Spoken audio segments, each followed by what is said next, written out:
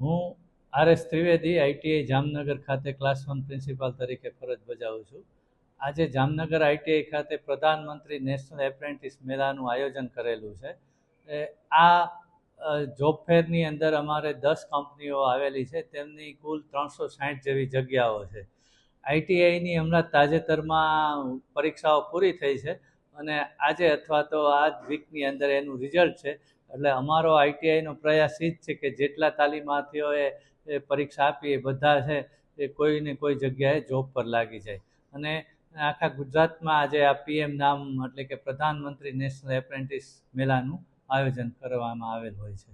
અત્યારે છે 10 કંપની છે એની 360 જગ્યા છે, તો લગભગ 400 જેવા તાલીમાર્થી આવેલા જ છે. અને એમાં સિવિલ, મિકેનિકલ, ઇલેક્ટ્રિકલ, કેમિકલ એવી જુદી જુદી કંપની, ઓટોમોબાઈલ છે એવી કંપનીઓનું આવેલી છે.